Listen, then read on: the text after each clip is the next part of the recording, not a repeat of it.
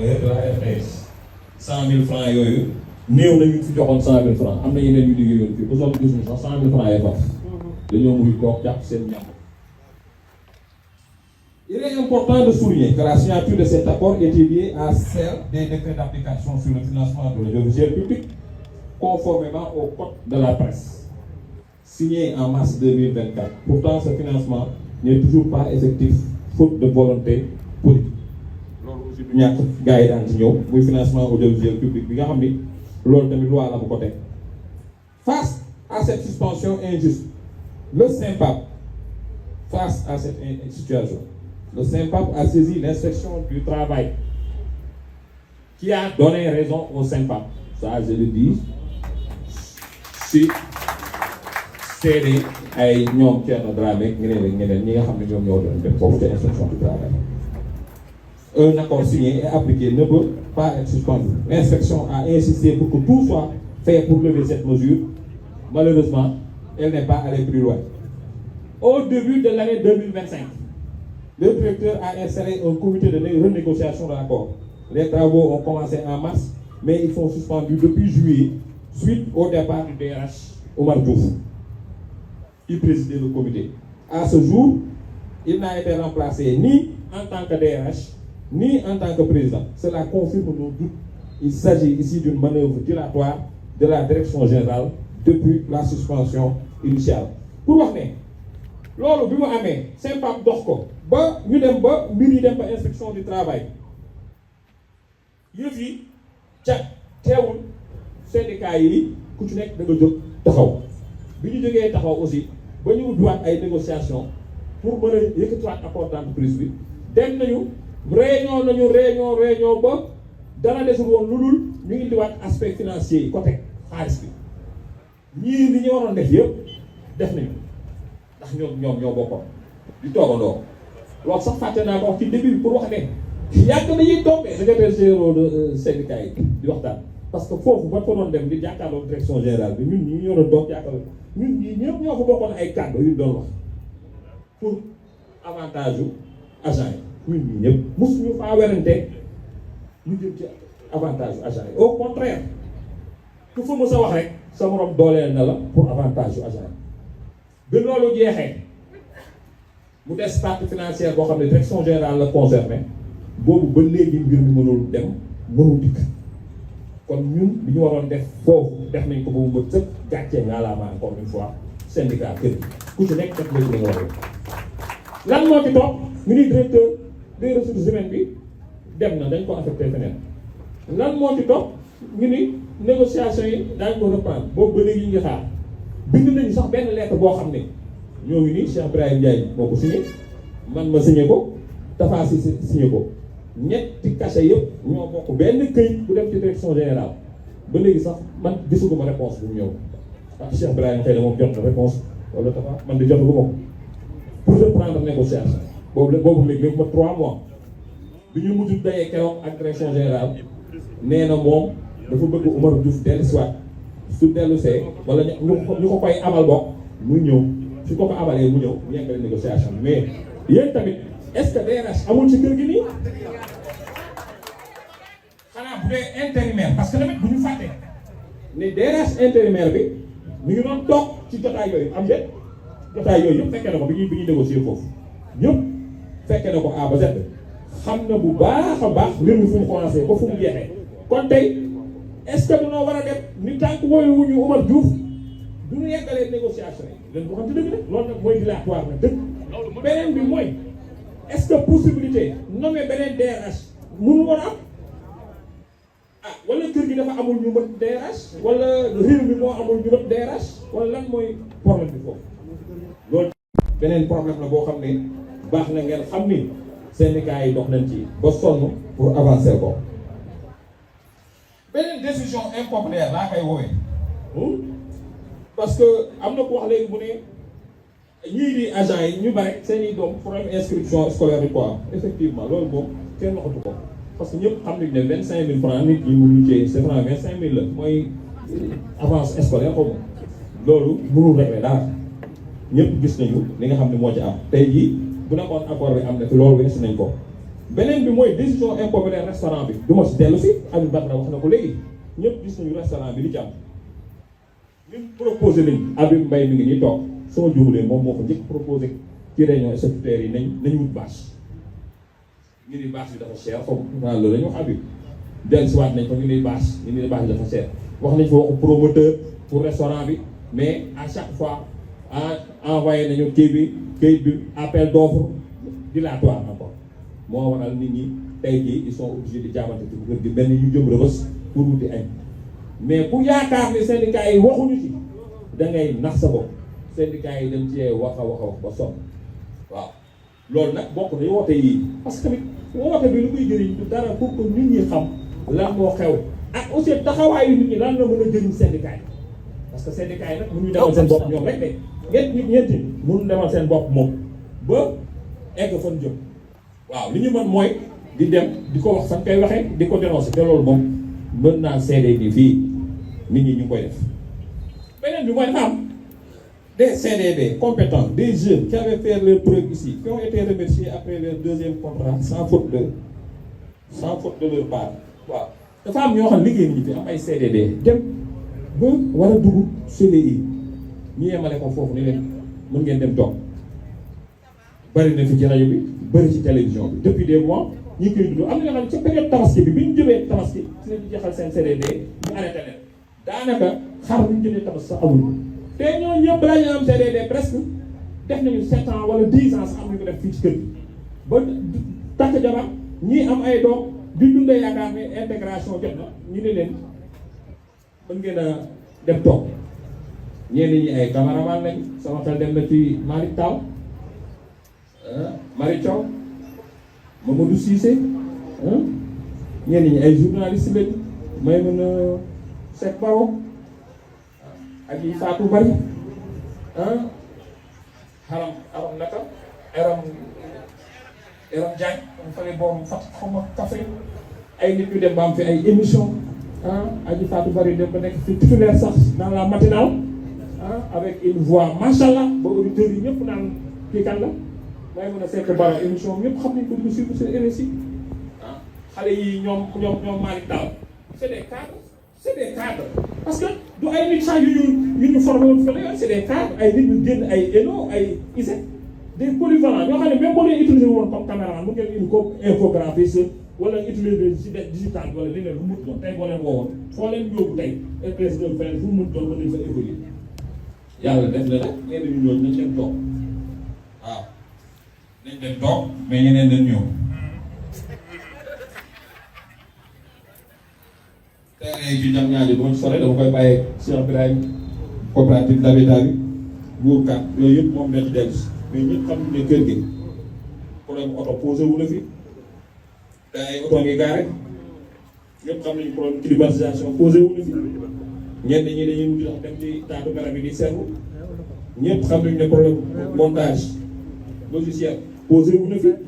fan yee liñ fi dund ñëpp gis nañ ko système la boo xam ne kenn xamul dañ ko war a dindi dañoo war a jëndi beneen lan la ñu war a def kenn xamul waaw te loolu bu amulee kër gi du mën a dox techniquement liste bi du jeex li may jeexale rek mooy un appel gars yi nous exigeons le rétablissement de notre accord d'entreprise signé après des années de lutte, la restitution de l'avance Tabaski due par l'État, le respect de notre dignité en tant que travailleur du service public de l'information. Parce que malgré tout, la RTS assure tant bien que mal sa mission de service public. ñëpp xam nañu ne RTS wax dëgg yàlla gàcce ngaalama seeni agent fépp ña nga fa lépp lu ñu warloo ak réew bi ñu ngi koy def wala ñu ngi koy jéem bokk su amee lu ci tag rek day fekk xëy na ay moyens techniques lay doon ay moyens parce que ñii di dem ci direct yi ak ci retransmission yi xam nañu ne tey jii c'est très difficile nga def fi benn direct fii c'est très difficile gars ñi ñoo nekk ay jàmbaar ak ay professionnels rek di rey seen bopp. léeg-léeg ay nit nekk ci réseaux sociaux yi naan image yi baaxul image yi leerul gisuñu gazon bi gisuñu bal bi waaye dañoo xamul agent RTS ni ñu def ba war leen sax terrain boobu yàlla xam na ko keneen kun fi indi woon yàlla xam na ni pour nga yegg ca stade ba sax pour dóor ko pour wane ko di nga lottu lool balaa nga ciy génn. gàcce ngalaama technicien RTS gàcce ngalaama suñu secrétaire yi ñaawul yi suñu assistante yii nga xam ne guddi ak bëccëg suñu service comptabilité yi ak yii ñun xam nañu leen li ngeen di liggéey xam nañu seen njëriñ xam nañ ko de ku yaakaar ne ñun xamuñu ni ngeen ne ñun de xam nañ ko ñun ñi ngeen di nekkal chaque jour suba ngoon bu dégg bëccëg xam nañu fu ngeen ñu féetee bu baax a baax a baax a baax a baax moo tax daal maa ngi dellu di wax encore mais sama AG bi occasion la pour ñu gën a booloo ñu gën a weccee xalaat gën a defarwaat gën a bëggante gën a soppante gën a wóolu wante nag aussi gën a wóolu wante parce que damay am habitude souvent di wax ne agent RTS léeg-léeg day juum di yàqal agent RTS di yàq te xamul ne di yàqal boppam ku si nekk jàppal sa bopp comme sa morom soo ko defee rek doo sonn te kër gi dina avancé. Vive le SYNPICS tàcc leen ba vive la CNTS vive le SYNPAC vive la RTS gars yi gërëm naa ñu fekk naa leen gërëm Moussa, merci beaucoup jërëjëf ñu ngi lay sant bu baax si cette belle conclusion. Moi j'ai saisi la balle au bord pour encore une fois réitérer son appel à l'unité. Sans unité on sera écrasé. Donc moom ne vous faites même pas d'illusion. Man si j'étais directeur général quelque part je ferais tout pour qu'il y ait une certaine décision. Comme ça je pourrais voilà dérouler ma politique comme bon me semble. Donc tenez-le vous pour dire unissez-vous nañu defar un bloc compact solide sans ça on sera écrasé. La preuve pourquoi ils ont gagné la bataille de l'opinion parce qu'à un moment donné ne nous voilons pas la face, c'était assez compliqué ici dans cette maison. Dans nos rangs il y avait certaines fissures, raison pour laquelle notre secrétaire général a cru bon et c'est un excellent choix de sa part de réunir tout le monde pour vous délivrer ce message-là d'unité. Parce qu'on va vers des défis extrêmement importants. Et il faudrait que nous, syndicalistes, que nous sentions votre présence derrière nous. Sans ça, rien ne pourrait prospérer. Parce qu'il avait gagné la bataille de l'opinion. Bataille d'opinion, nous gagnons. Beaucoup de Sénégalais sont tombés dans cette manipulation, pensant qu'on nous a fait une faveur. Un accord d'entreprise de plus de 10 ans à Moulfen. Les gens ne le savent pas. Le dernier accord d'entreprise de la RTS, ça date de 2005.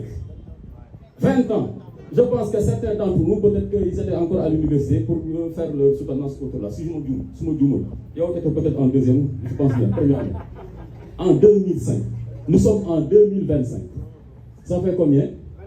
20 ans. Alors que la renégociation d'un accord d'entreprise, maintenant je suis un bleu dans le syndicalisme. C'est 10 ans, non? 10 ans. Donc normalement, on aurait dû même parler de notre 3e voire 4e accord d'entreprise en 2025. Vous venez, vous débarquez et d'un coup de crayon, de stylo, de crayon parce que c'est pas avec du stylo, parce que cette décision elle est illégale. Là, comme le dit Youssouf Kaba, nous ne sommes pas dans une démarche teintée d'hostilité. On le dit souvent, nous sommes des partenaires sociaux.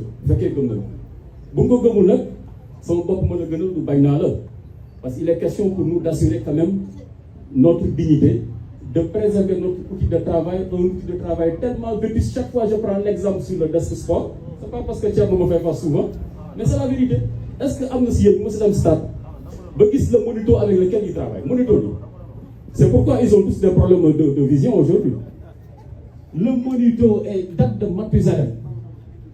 Hein? Changez bien. Alhamdulillah, comme notre dernier appel a produit des résultats positifs. Donc pour vous dire que vous êtes vraiment braves, mais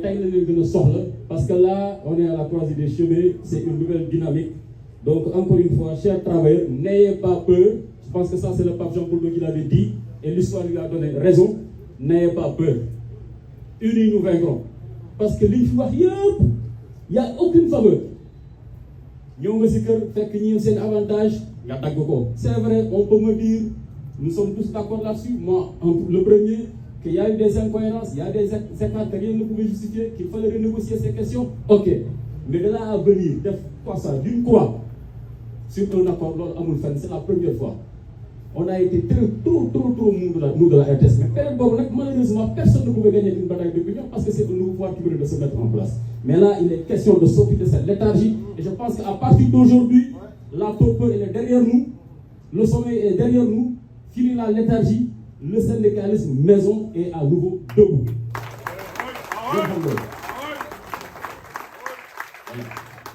Kenn dootuñu gagné di bataille d'opinion kenn fii lañ dëkk kenn ëpp ñu fi jël bu dee wax rek ñu ngi sant suñu borom am nañ ñu mën a jiite mën a wax suñu waa ji déggul olof waaye bu waxee rek ak kaas wóolu naa ko si. Alors donc pour la deuxième intervention je donne la parole à notre camarade suñu mag di ñuy jiite si lu bëri et si on a pu tenir même cette assemblée générale il y a beaucoup contribué de par ses conseils bien avisés, Cheikh, par son expérience naturellement, Cheikh Birahim Ndiaye de la CNTS.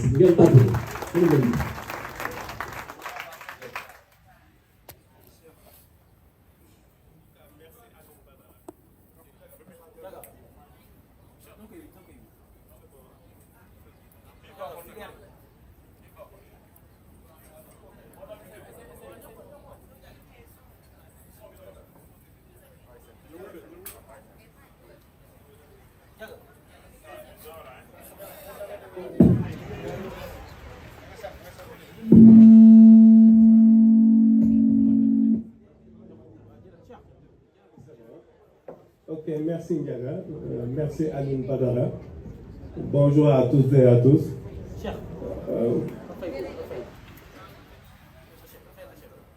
En tout cas, Aline Badara, moi je ne crois pas être à ma place. Parce que quand vous prenez la parole derrière des journalistes, c'est un peu chaotique. Parce que vous avez l'art de la parole. Nous sommes des administratifs. C'est un peu compliqué pour nous, mais quand même, on va essayer. En tout cas, tout d'abord, je tiens à vous remercier. Véritablement, vous m'avez fait un honneur en m'invitant ici. Merci, Youssou. Merci quand même. À travers nos échanges et nos contacts, j'ai vu quand même le poids de la responsabilité et le fait de vouloir contribuer à préserver l'entente que j'avais avec Moustapha Cissé malgré nos divergences. Ça, je l'ai senti. Merci quand même. Ensuite, je tiens à vous féliciter.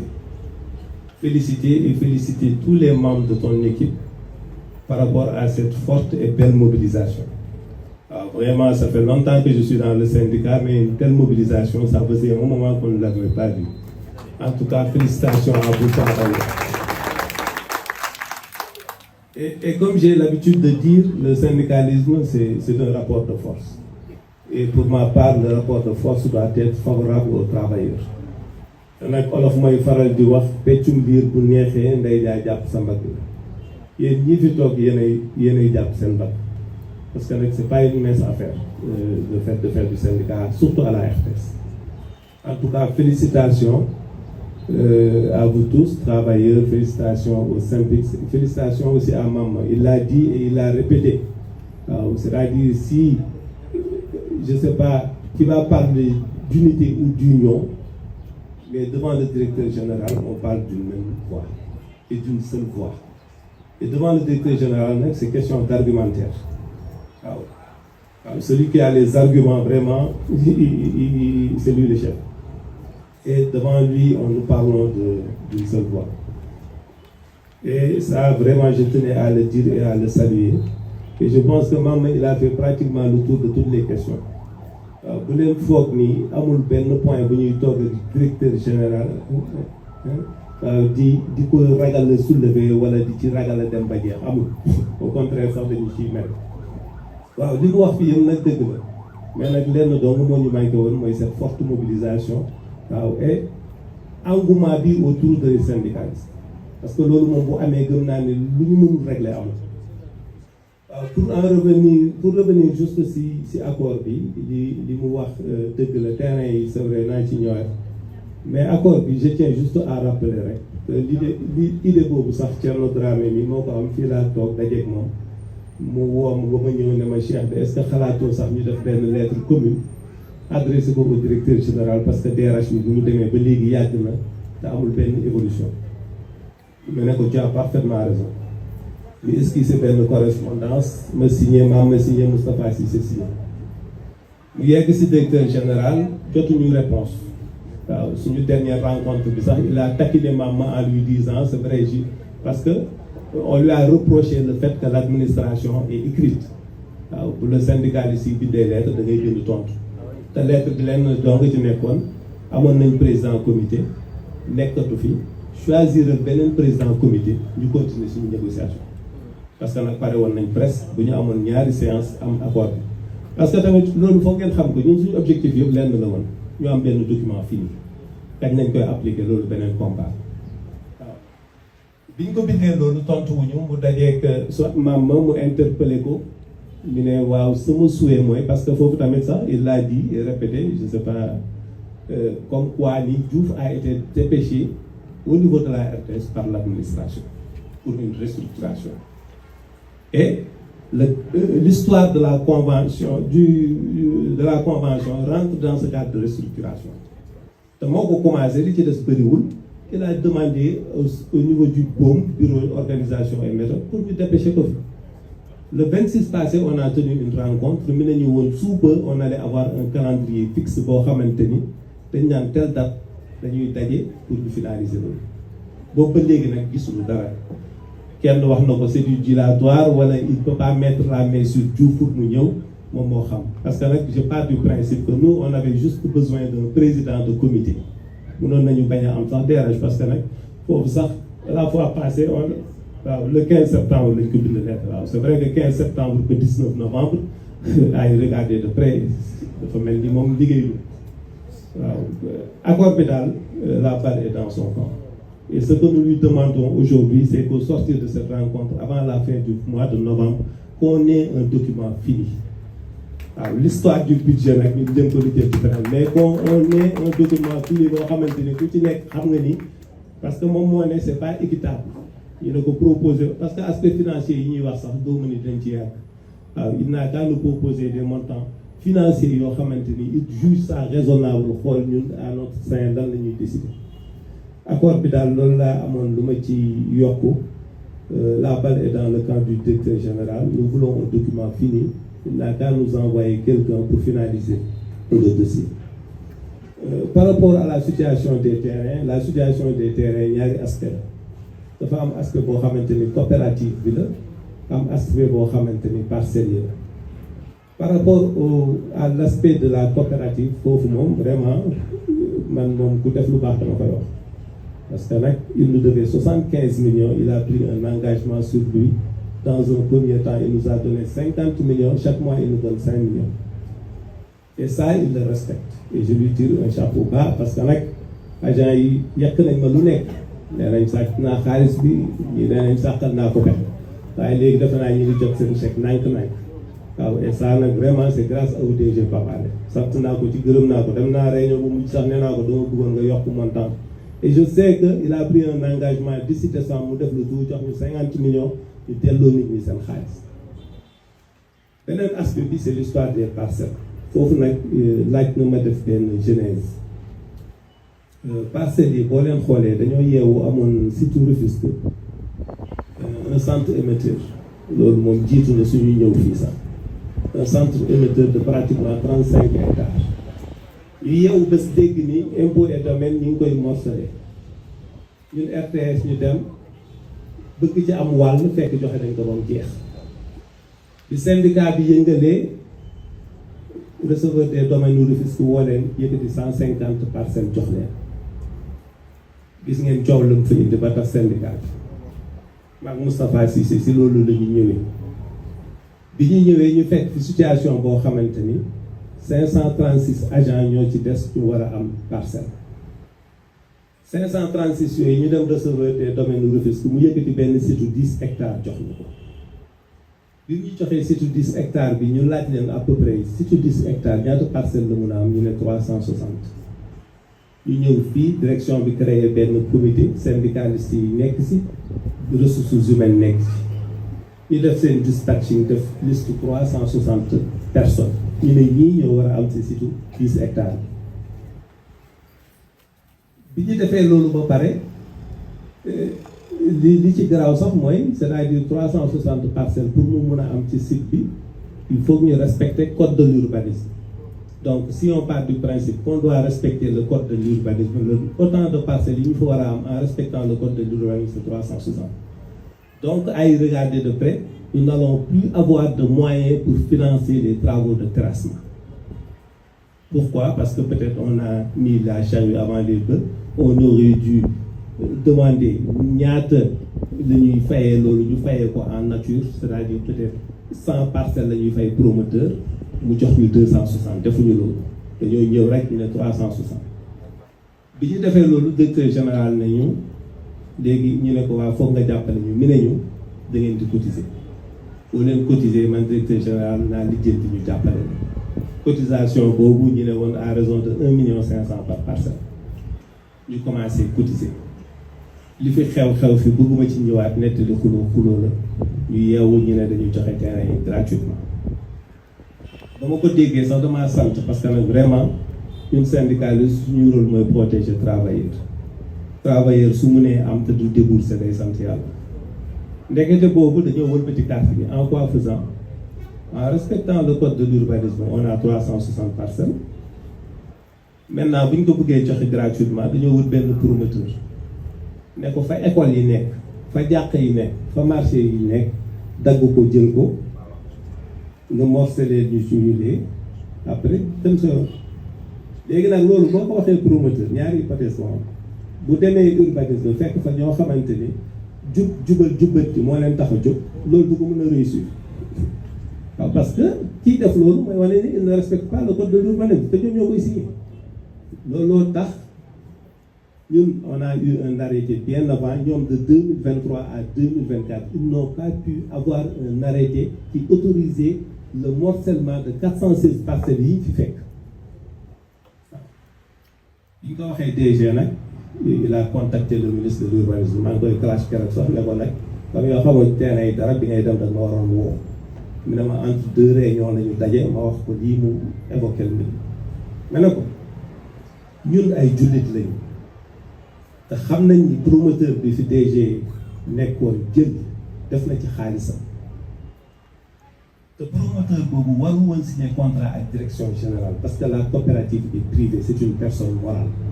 promoteur boobu tey bu ma neexoon may yeewu ne coopérative bi c'est privé c'est une personne morale li ñu fa def suñu yoon nekk te fu mu dem mooy perte ma ne ko ñun ay jullit lañ xam nañ ni kii def na fa xaalisam léegi moom ci boppam la ñëw toog ak ñun ci laa évoqué sax moo tax boo leen di wax waxu unité man ne leen rencontre boobu on va pas limiter ça à la coopérative on va appeler tous les secrétaires généraux ñu ñëw toog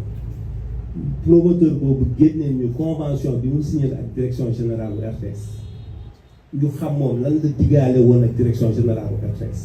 bu fekkee ñu ngi ci loolu ba léegi te mun na am arrêté bu bees bu koy autoriser 416 nous on est preneur on ne trouve pas d'inconvénient te tamit am na benn sew-sew bu ci nekk parce que 416 parcelles yooyu bi ma laajtee dañ ne 40 parcelles lañ ko fay ñu ne donc différence su 360 ak 416 ça fait 56 parcelles 56 parcelles soo fayee nit ki 40 parcelles mu def 16 parcelles yooyu nan lañ koy def ñu ne xamuñu waaw loolu nag foog ñu xam ko waaw foog ñu xam ko parce que am na agent yu bëri yoo xamante ni buñ sañoon bokk ci bi DG xamee ni il était dans l'impasse mu ne léegi li ñuy def mooy nañu woo promoteur bi mu toog ak coopérative bi waxtaan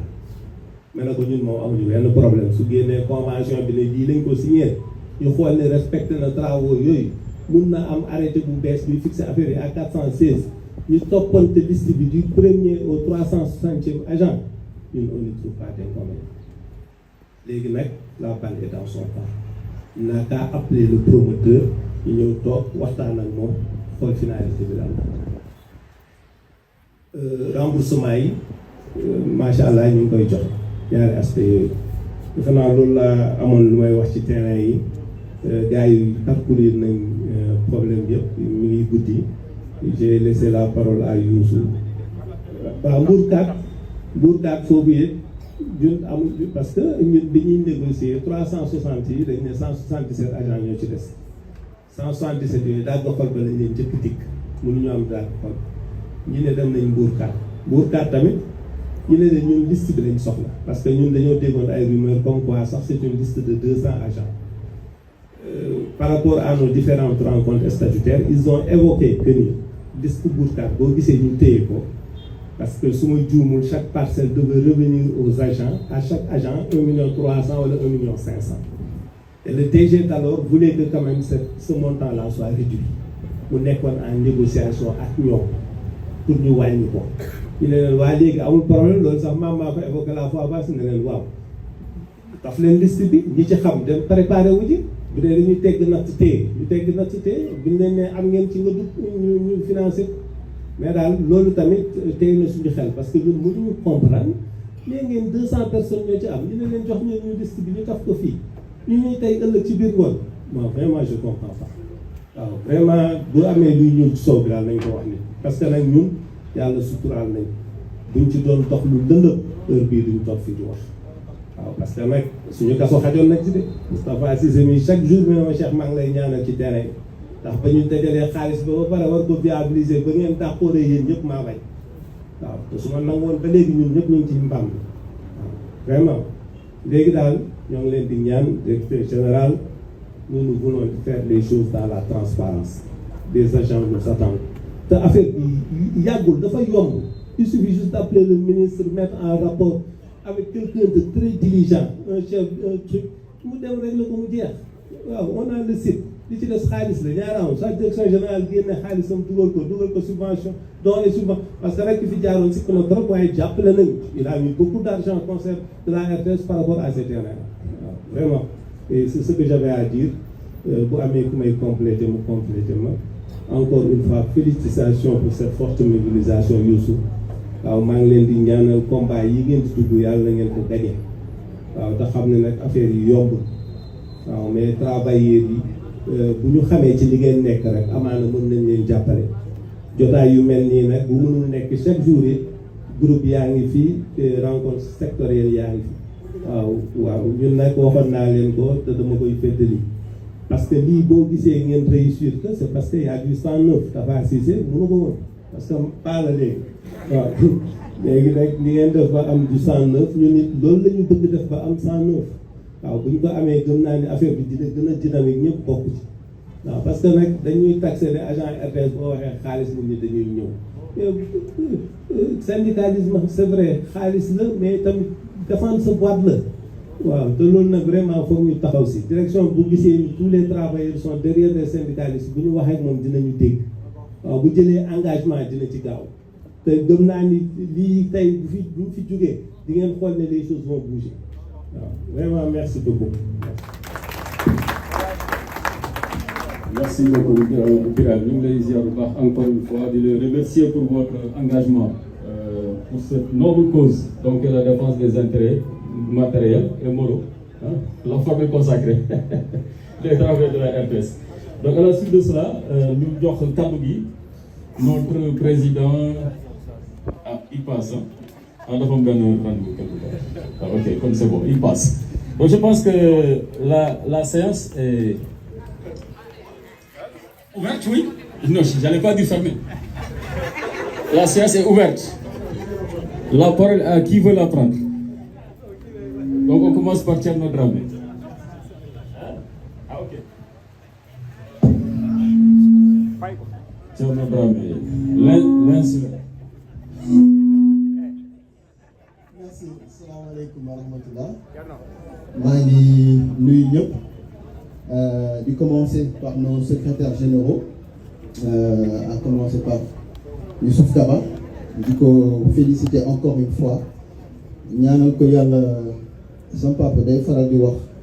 bul ñaan yéen bi oyof da ngay ñaan yéen bi gis waaye yàlla may la mbagg ju ko attan donc maa lay ñaanal yàlla may la mbagg ju ko attan ndax yéen bi tiis na bu oyofoon def naa ku nekk ñëw jël bëgg jël mais diisaayu moo tax ñuy segg di nuyu également Cheikh Birahim Mamadou Moussa Niang ak Moustapha Cissé ak ñëpp ñi nga xam ne ñoo fi nekk dafa am lu am solo lu ma njëkk seetlu parce que bi ñu convoqué assemblée générale bi c'est vrai que SYNPICS ñoo woote ci seen communiqué ils ont écrit en collaboration avec SYNPAP ak CNTS parce que tey ñoom ñoo yelloon organiser assemblée générale pour waxtaan ak seen ay militants mais dañ ci boole yeneen syndicats yi pourquoi parce que Youssou dafa rompre tout ce qui est frontière entre les syndicats bu fekkoon ñun tamit ñuy def ay efforts parce que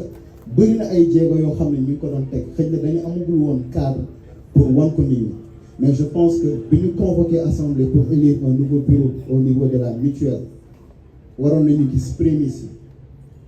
te loolu am na lu ko jiitu mooy comité bi ñu mettre en place pour renégocier accord d'entreprise donc tey moom dafa effacer complètement ces frontières là li koy firnde mooy tey waa SYNPAP ñi ngi fi waa CNTS ñi ngi fi waa SYNPICS ñi ngi fi SYNPAP am na ñu jóge ci région yi ñëw mais kenn solul casquette t-shirt wala montre wala lenn luy mandargaal ni bii syndicat nga bokk fii lenn liñ fi gis yëpp ay agent RTS la te loolu moo am solo parce que li ñuy xeex muy suñuy àq ak suñuy yelleef du àq ñenn ñi bàyyi ña ca des du yelleef ñenn ñi bàyyi ña ca des la preuve accord d'entreprise bi malgré coow li ci am yëpp bi ñu ko signé ñëpp a ko sentir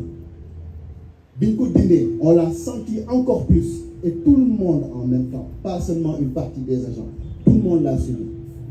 bi ñu dindee avance tabaski bi tout le monde l'a subi est-ce que am na ñu ñu dindil bàyyi ña ca des non. Donc, toutes les injustices qu'on a vécues jusqu'ici et qu'on continue de vivre, toutes les difficultés auxquelles nous sommes confrontés au quotidien, nous n'avons pas c'est pas pour une partie du personnel parce que, et pas une autre parce que. C'est nous tous qui les vivons ensemble. Donc, il est important que nous rationnons, parler d'une seule et même et unique voix. L'autre mot nous mener vers le succès. Parce que waxoon naa ko keroog te jour bi ñu toogee damay fàttali jour bi ñu DG bi woowee ne ñu dafay suspendre accord d'entreprise je parle sous le contrôle de Cheikh Birahim ak Tafa Cissé Fadel Fall ñu koy jaale moom mi woy juróom bu jigéen wàññeeku mi woon également ci rencontre boobu DG bi muy wax la dama ko ne DG yaa ñu wàññi loo xam ne réglé wul suñuy problème ndax accord bi signé nañ ko mais ba tey taxul agent RTS am li mu yelloon ba tey taxul suñu ay salaire baax léegi yow ñun bu ñu tollee di dund loolu ba tollu jëmi jamono ñu signé un accord ñu commencé sentir ñu commencé souffler man souffler laa koy wax waxuma suñu problème parce que xaajul régler suñu ay problème ñu commencé souffler tuuti nga ñëw ne ko tippe mais loolu mooy muure dee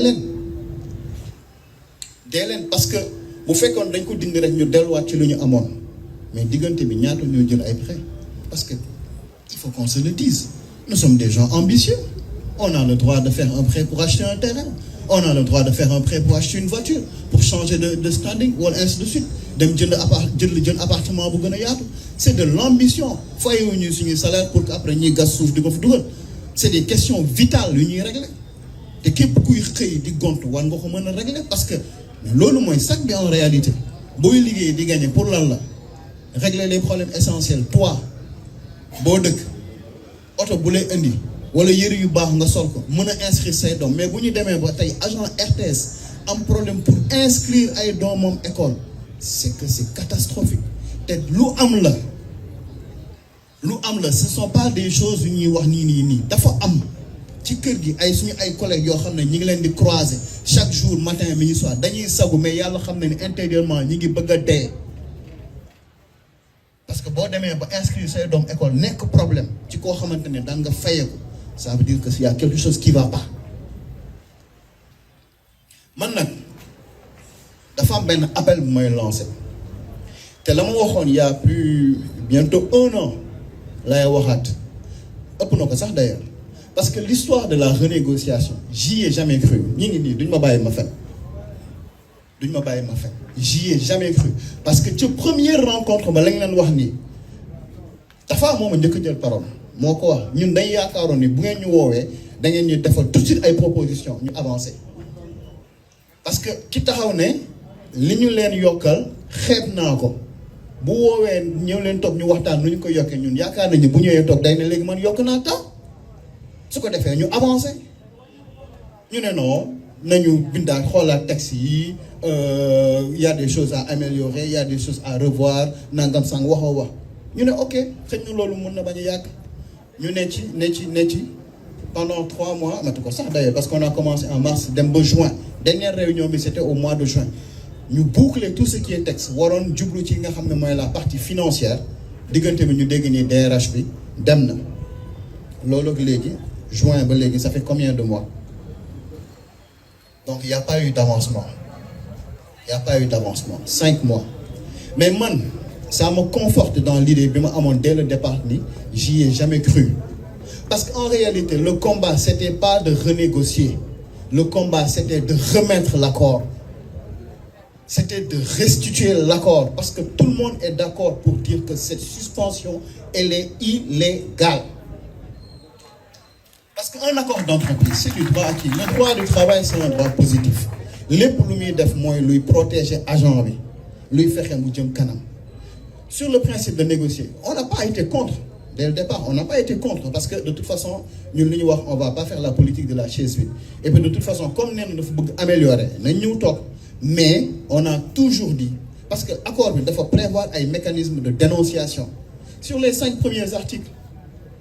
bu définir lan mooy accord d'entreprise son champ d'application et cetera dafa ne boo bëggee dénoncer accord bi après 3 mois da ngay bind lettre aux partenaires ne leen gis naa ay points yoo xamante ne nii d'accorduma ci wala bokk d'accorduma ci te bëgg naa ñu améliorer ko nga bind jox leen def ay propositions bind ko à l'inspection du travail mu jox la délai 1 mois pour nga toog waxtaan donc su bonne foi amoon négociation yi du dépasser 2 ou 3 mois bu fekkoon bonne foi rek parce que man jàpp naa ne ku ci ne dama bëgg a améliorer seen condition warut a mën a yàgg mais li ñu la jox xeet naa ko léegi dama koy nangu loolu fu mu am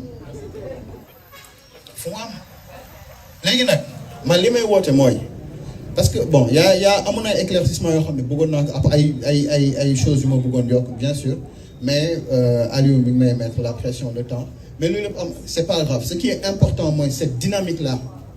qu'on la garde qu'on la maintienne et qu'on soit mobilisé man AG bi je trouve je le dis en toute honnêteté je trouve que yéex na ñëw parce que j'ai toujours dit il fallait tout de suite qu'on se mette en situation d'urgence parce que y a le vote du budget il y a d'autres choses yoo xamante ne ñu war na ñëw léegi nag li mën a lenn moo mën a nekk AG bi ñëw na il faut que tout de suite dès maintenant qu'on se mobilise tous ensemble qu'on se mobilise dès maintenant ñu ñafe affaire yi amul te affaire yi xoola bu ñu juum naan dañu bëgg ñu yokkal ñu waxuñu ñu yokkal ñu nañ ñu delloo li fi nekkoon loolu la ñu wax ñu parce que mais de jamono jii bu ñu génnee naan dañu bëgg ñu yokkal ñu gars yi dinañu xas dinañu yàq àdduna ak li ci biiram mais dañu am fu ñu fekkoon ñu am lu ñu amoon ñu nangu ko suñu ay loxo ci lu teguwul fenn te loolu la ñu bëgg ñu delloo ñu parce que les questions de salaire c'est des questions de dignité aujourd'hui on a tous été touchés dans nos dignités il faut qu'on le dise on a tous été touchés dans nos dignités nga ñëw wàññi loo sa bopp au contraire c'est une honte je trouve c'est une aberration donc vraiment encore une fois j'appelle tout le monde à la mobilisation derrière les syndicats derrière les secrétaires généraux d'ailleurs sax je vais pas dire derrière foofu laay daane lañ à leur côté ensemble ñu toog ñu jugandoo xàccandoo dóorandoo parce que je suis convaincu bu ñu yëngatoo tuuti rek parce que ñun tamit yàlla dogal na ay journalistes lañu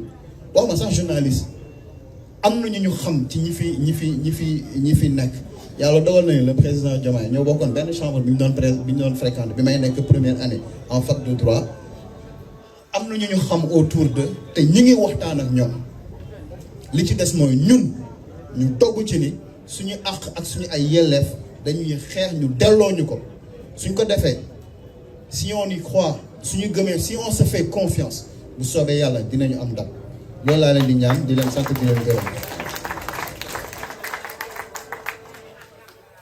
Soy tu as tout dit wax dëgg yàlla wàññi salaire agent yi sa salaire en 2014 mu connaître un bond extraordinaire kenn wàññiwu ko ñun la ñu wàññi suñu bés. loolu daal ma ngi fi loolu fi ne ñun on parle que du factuel amul lenn lu ñu inventé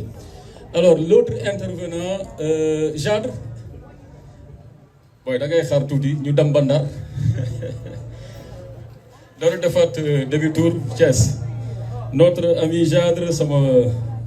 mbokku talibé du Sempa. salaamaaleykum maa ngi leen di nuyu yéen ñëpp waaw bu ñuy wax loo xam ne ci ñun la jëm moi je pense que ni temps bu mu laaj rek war nañoo mën a toog ñu déglu parce que dafa am ay avenir yu ci aaju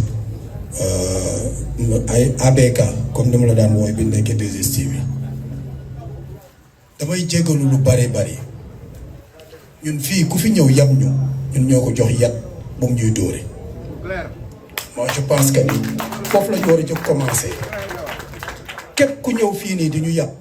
du xool ci kanamu Jadre wala nga xool Papis Diallo wala nga xool Massamba wala Mademba pour nga yab ñun ñooy àndandoo jox ko yab bi ni ko am dóore ñu ba pare sëgg ni ko dóoral fu la neex il faut ñuy waxante dëgg suñu problème RTS yàgg naa koy wax ci tente bu mu mënti nekk bâche bu mu mënti nekk 1er mai bu mu mënti nekk que musuñu am problème mu directeur général ñun suñu problème ñun la maay xool Benoît Badiane neexuma mu dugg bureau ci góor gu ni léegi bureau nekk chef wala nekk directeur wala nekk chef de département dem yàq doomu jaamur il faut que aussi itam ñuy waxante dëgg ci casquette syndicat yi ñuy sol nii par exemple taxul ñu bañ a bokk ci yéen nekk ay nit comme yéen fii problème bi ñun la d'abord kenn ku si ne ci ñun yàlla dénk la lim la dénk nga nekk directeur wala nga nekk chef de département wala nga nekk chef de service nekk góor bu ni léegi am sa soxna di niroog toot dugg ci biir bureau jaamur yi di waxu jaamur wala leneen ak leneen moi je pense que ni amul lu gën a ignoble lool il faut que ñuy waxante loolu ci dëgg tey jii waa ji bu fi ñëwee du ñu yàpp c'est parce que am na ñenn ñoo xam ne ni ko yooyu comportement la ñu am beneen bi nag mooy tey woote nañu à 3 ñun ñëpp ñu ñëw yéen ak ñuy yokk doole mais moi je pense que ni kër gi am na leneen lu des dooleel ngeen ñu ñëw ngeen taxaw li ci des nag fit la yàdd mi ngi fi génnul àddina boo leen ko woowee ngeen laaj ka mu wax la premier jour bi ma jëkk woo di ma bokkloo syndicat Synpics Auchan la ñu tase mun ma dama bëgg nga ñëw bokk Synpics ma ne ko yéen mënuma bokk ak yéen parce que man sama fit natt leen ko fu leen neex passé na ko wan leen ma interrupteur bi nga xamee ni que 20h pile journal ma ne ko kap coupé ngeen xool ndax mi journal dina am mais yo moi je pense que ni affaire bi foofu la toll lu mu leen jaral nañu ko jaral pour que ñu xam ne dañu war a delloo suñu ay dignité nit ñi ñu ngi sant yàlla de ku dund ba déwoon lekk ba déwoon nit ñi ñu ngi sant yàlla bu baax a baax yor seen ay Orange Money yor seen ay Wave ay xaalis ak leneen ak leneen de la même façon am na ci ñenn ñoo xamee ni que yoruñu dara seen poche yi parce que yaakaaruñu ko lu seen ay salaire pourquoi ay nit di ñëw di ñu piétiner di dem seen yoon pourquoi ñu leen di abal yat ñu ñuy dóor moi je pense que ni foofu la ñu war a jëkk waxee yéen ak ñuy dooleel yokk leen fit gi ñu taxaw xam ni lii nii suñu yëf la ñun ñoo ko moom kan moo ñemee dugg sa biir kër taal sa soxna taal bay war a sóor kenn ñëw yanu cin gi génn gi si mbedd mi kan moo ko fi ñemee kon ñun lan la ñuy taxaw di seetaan ba ñuy jël suñu ay salaire di ko génn ci mbedd mi moi je pense que ni foofu la ñu war a waxee góom bi boo bëggee mu wér da nga koy xoos ba mu taxaw pour que nga mën ko alcool ba mu saf sap ñu xam ne dafay war a wér góor day xam ni góor la jigéen ñu taxaw fa la ne ci ginnaaw ni waaw góor bu ko defee ñëpp gën taxaw ñu xam ni lii kenn waru laal sunu dara moi je pense que ne affaire bi foofu la war a toll Moustapha Cissé bii nii Cheikh Ibrahima mii toog xam na ni li may wax nii dëgg la ci man parce que su ma fit foo ko nattu weesu na ko ci loolu du ñu ñëw taxaw fii nii góor comme ñun waaye non du ñu taxaw du ñu baleeloo duñ ko nangu kaay la ñu waxante dëgg liñ fi wax rek ñun la bu ñu waxee Pape Alé wala wax Massamba ak Mademba tooñ nañ ko ñun ñoo war a takk suñu ay fit nit ñëw taxaw fee ne bala muy dugg si dafa war a sax ni koŋ-koŋ gars yi na ngeen def ñu ni ko entrée mu doo koy dugg si même bu dee directeur général pourquoi ñu bëgg nekk fii ni ay yambar ya ay yeneen ak yeneen loolu duñ ko nangu loolu duñ ko nangu fii nii te duñ ko nangu ëllëg bu yeboo ñëpp jóg taxaw ñu xam ni bis naka tey jii nii ku fi yàlla def directeur sa chance la ku fi yàlla jox chef de département sa chance la ñu nangul la ko yàllaa la ko def mais nag du tax kenn jël buum takk ci bakkanu nit ñi di leen diri fii kenn moomu fi kenn personne ne paye le quinquilibre de personne voilà jërë ngeen jëf. Merci beaucoup. Jarul sax ma lay rappeler, tu as été tellement pertinent et voilà très efficace dans la gestion du temps. Ma jox kàddu gi à notre camarade ami Pape Sidi. Pape Sidi ñu dem Thiès kon.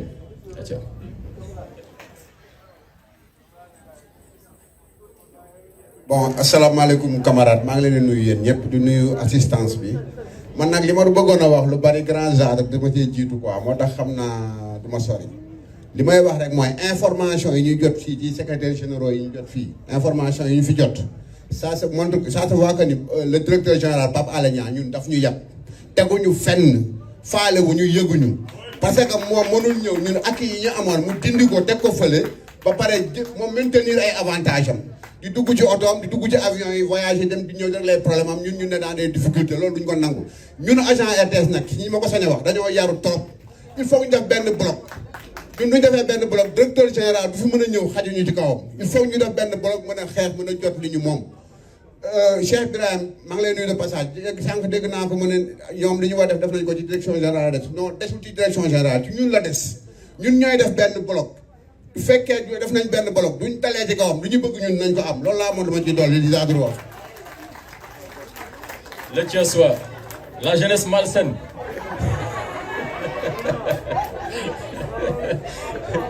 mais qui sera à la base de la première alternance? Ñu continuer les échanges ku bëgg a jël kaddu questions diverses. Suñu camarade Madiane exil Madiane allez. asalaamaaleykum maa lay ziar yéen ñëpp ci nekk nag na mën a leen yéen ñëpp Thiès laa nekk ndax injustice parce que racine daal laa jege yóbbu ma Thiès dindi sama lépp ma dëgg laay wax quoi dama bëgg fii xoolal ñu gëm suñu bopp fii RS ñoo ko moom ñun fii leen nekk ñun ñoo ko moom xoolal imaginel tabaski ñu dindi 100 000 francs RS fi mu koo laal koo woo ko mun la yaa ma tane billaay walaay du jaaxal du yoon IPRES ñëpp a grève pour xoolal seen directeur bi dafa ñëw wàññi seen salaire yi mun leen carrément ñoom ñëpp a grève pourquoi ñun mun ñu gëm suñu bopp ñun ma loolu moom métti man ànd manko li ñu manqué wul lépp ñu jot ci ma loolu laa bëgg billaay walaay dama bëgg ñu RS laa ñëpp génn ñu manko laa li ñu bëgg li ñu manqué wul lépp ñu jotaat ci wala saa jóge fii laa dafa jóge fii ñoo ko moom de da ngay dëggal sa bopp gëm sa bopp nekk fi am li nga bëgg dëkk bi xool ni mu méttee Sénégal dara doxul dara koo laal mënuma carrément yaa ma tane mais pour lan fu ñu jëm ñun fu ñu jëm dama bëgg xoolal syndicat yi yëpp doon benn soo leen deenoo benn xoolal lu ñu bëgg fii mooy am moo loolu laa bëgg ngeen booloo ko Cheikh ànd la sa waay moom sax ànd la sa waay ànd la sa waay loolu laa bëgg kese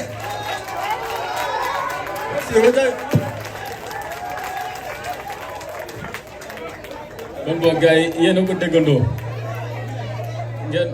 ngeen def dànk alors ok donc Bachir Ba il est où le Bawen là ok Serigne Bachir le faux marabout. salaamaaleykum wa rahmatullah bonjour maa ngi leen di nuyu yéen ñëpp di leen ziar day jiital ci nuyoo ñi fi toog sama boy Tafa Cissé maa ngi lay nuyu di leen ziar man nag li ngeen wax yëpp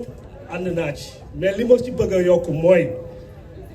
peut-être que dama nekkoon ci région yi moo tax samay njaboot lañ dañoo sonn waa région yi laa bëgg ngeen gëstu DG bi daa ñëw jël prestataire yi newoon ci télé bi ak producteur extérieur mu wàññi ñëpp télé yaa ngi fa sans programme amul dara am ñu fa nekk dañuy yeewul duñ def dara am ngeen ay mbokk réalisateur newuñ sax seen poste bon dama koy wax nii ci AG la mais defuñ fa dara dañuy yeew di nelaw da ngay sonn nekk fële sa jabar nekk beneen région léeg-léeg nga namm ko ñëw seet si ko toog sa doom nga namm ko ñëw cadreur yi fa nekk ak preneur de son yi amuñ liggéey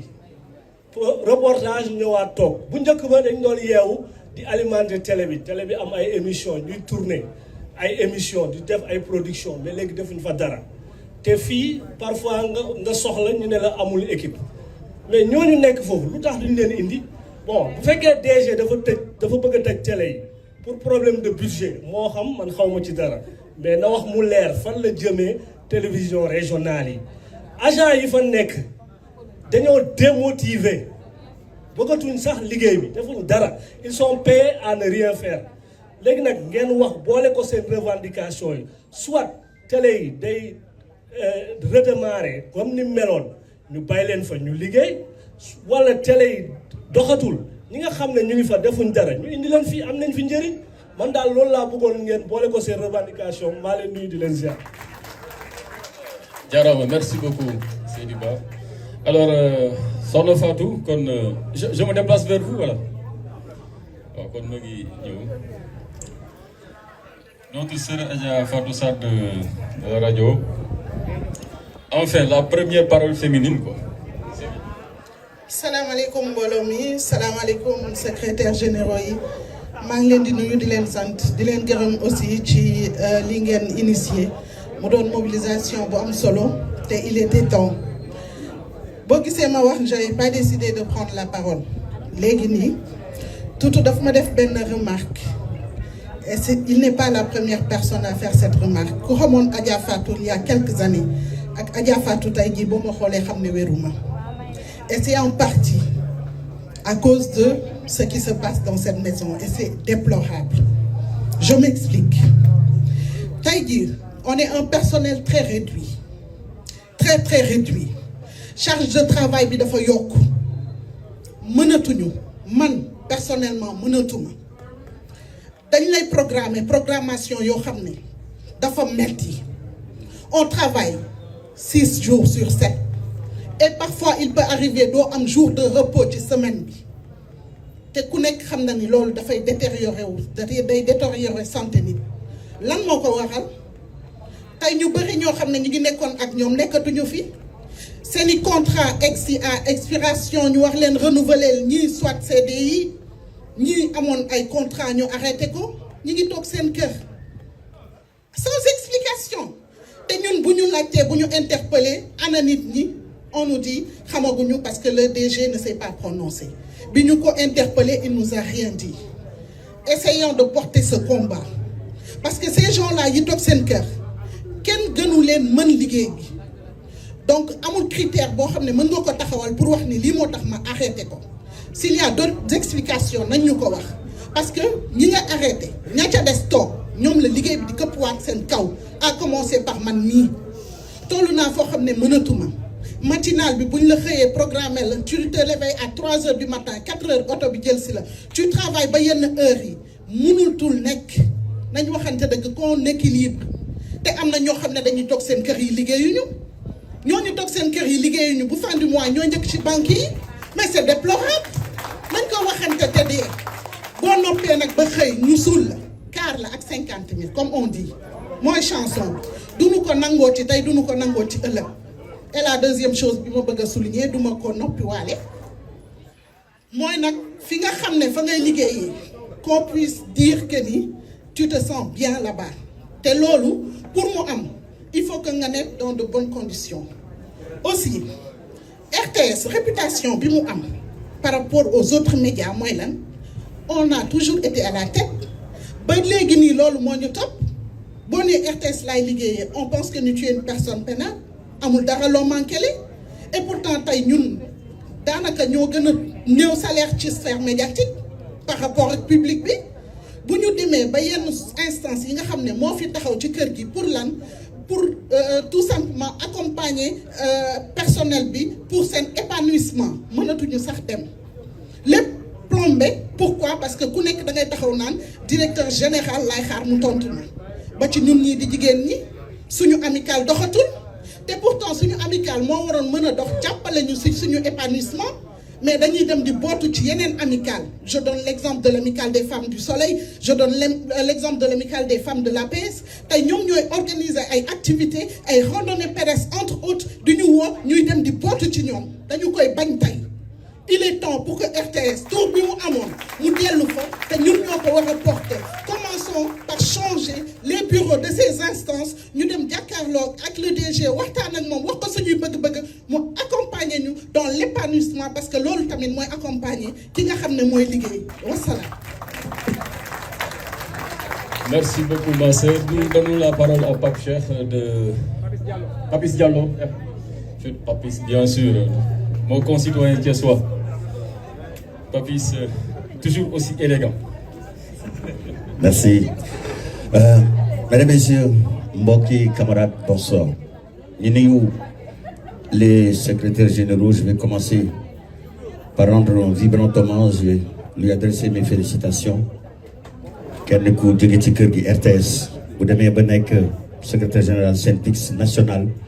dañ ko war a warmal tàcc ko bu baax a baax muy Moussa muy donc dama leen di laaj est-ce que lii bu amoon depuis est-ce que suñ 100 000 yi dina tëb est-ce que 100 000 yi dina dem est-ce que accord bi dina dem du dem mieux vaut tard que jamais.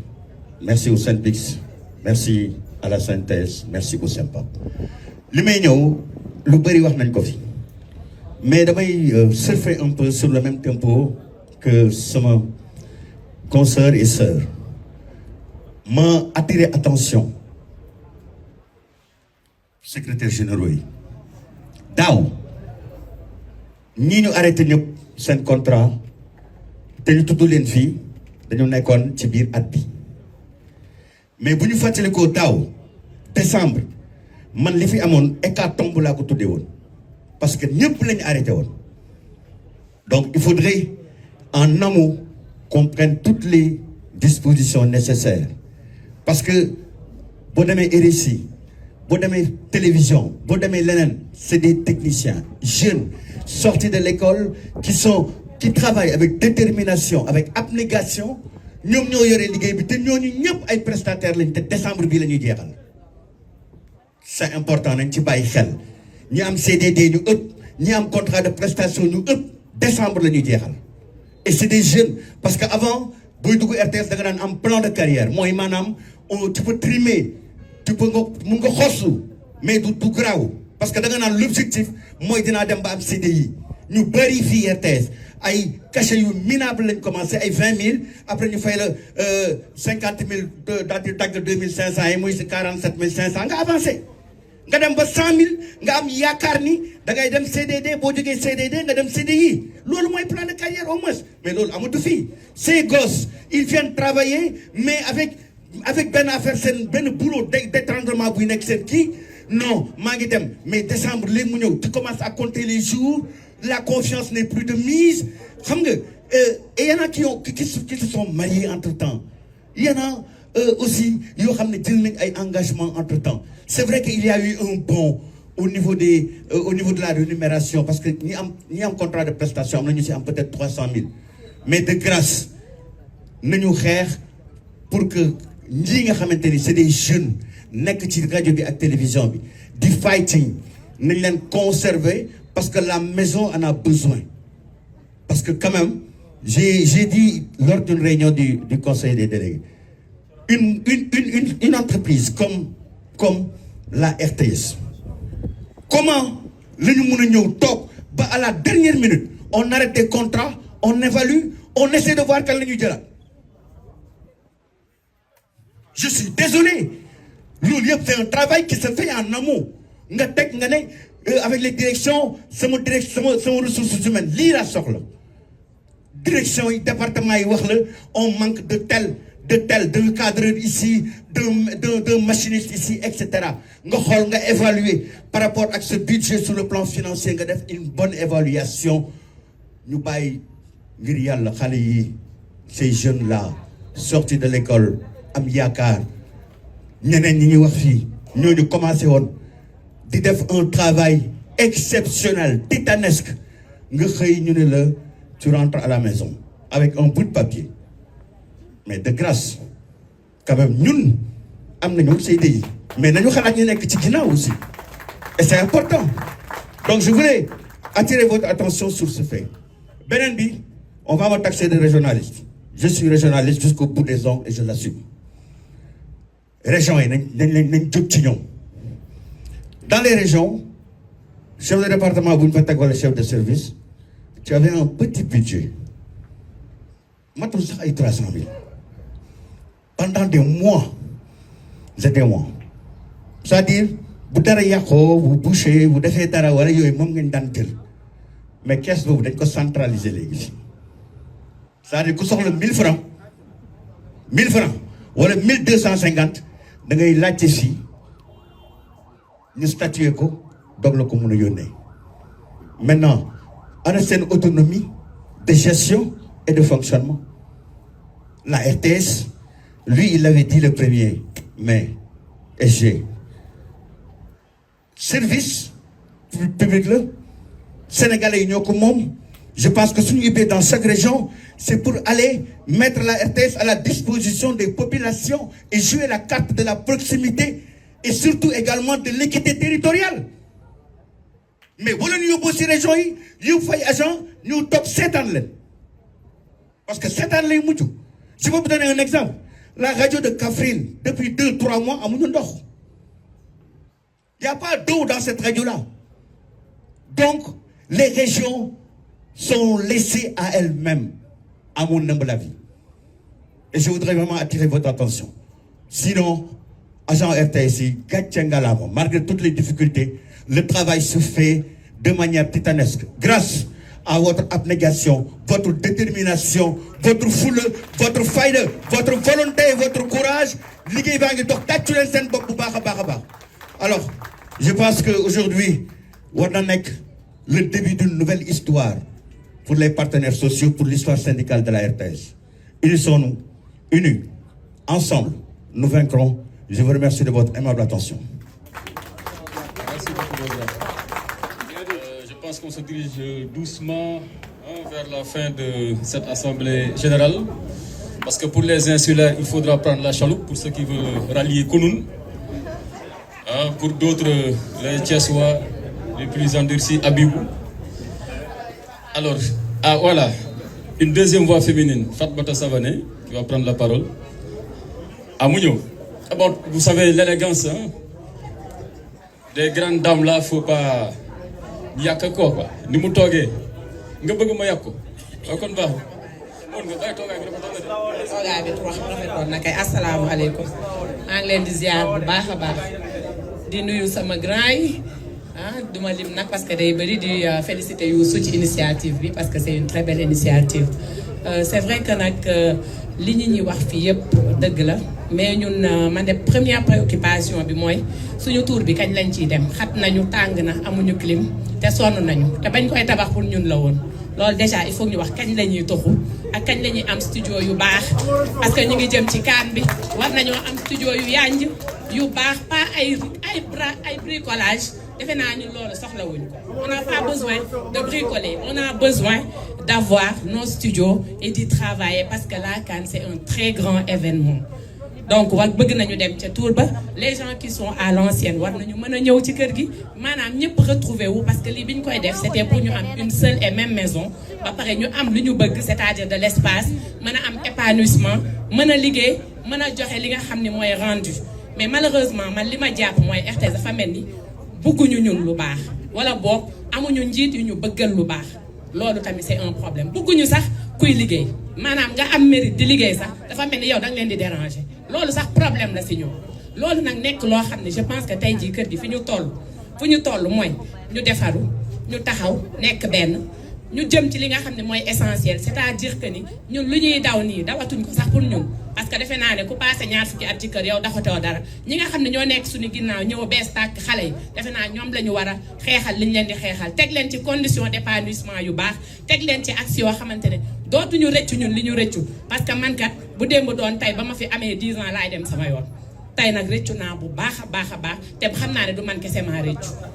kon boog ñi rëccu bëri nañu te loolu c'est dommage parce que kër boo fi toogee def fi 20 ans plus de 20 ans di xalaat ne su ma yëgoon dem kon échec am na ci kër gi plan de carrière amul ci kër gi doo dox ba ne lii la nga jëm boo paree ci lii fii nga jëm parce que ku am 10 ans de travail normalement même boo amul statut parce que ay chef la ay département la ay loolu amul ci benn solo xam nga lu am solo nga gis ko ci sa yokkute salaire maanaam nga def fi 10 ans nekkoo chef waaye di nga sentir ne man ci 10 ans yii sama salaire jóge na 200 000 dem 600 000 nga def fi 20 ans nga gis ne sama salaire jóge na 300 000 dem na 800 000 loolu yow lijjanti woo ñu def la patron wala buñ la ko def parce que loolu soxlawul li soxla mooy sa liggéey li soxla mooy sa productivité li soxla mooy sa engagement mooy sa conscience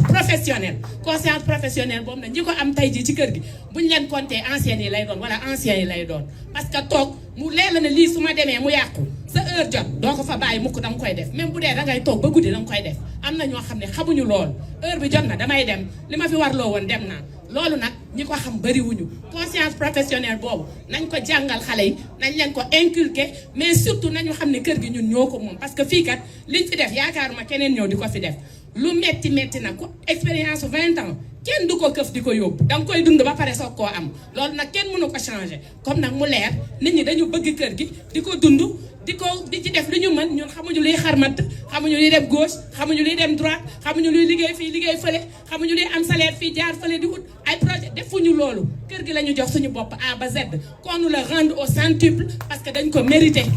mérite nag moom kenn waxu la nga jox ñu lu ñu moomul te dañ ne nga jox ñu li ñu yellool parce que nag loolu mooy dëgg nit ñi duñ fi joxe seen lépp fii les femmes là am na ñu bëri ñoo xamante ne avorté nañ ci kër gi astafurlah mais am na ñoo xam ne ñàkk nañ fi seen njaboot ci liggéey am na ñoo xam ne dañuy dox seen tànk damm ci kër gi am na ñoo xam ne daanu nañ fi am na ñoo xam ne dañ fi malaise mais loolu yëpp bëgg seen liggéey mooy tax ñu jóg ñëwaat mais ana valorisation ñooñu jigéen ñi fii discrimination négative la ñu am loolu moo fi am dangay nekk jigéen di liggéey duñ la yëkkati nga nekk ci sa service mën li nga mën te kenn du la wax li nga mën Mame Coumba mi ngi fii mérité ba bëgg a dee ngeen di toog ay di ut ay DRH ku ko gën a mérité nekk DRH mais c'est quoi le problème parce que jigéen la parce que neexu leen mais attends il faut arrêter parce que kanamam neexu leen fulaam neexu leen faydaam neexu leen mais ñun nag dañoo am fula am fayda loolu la yàlla dogal mais il faut arrêter mais il faut arrêter.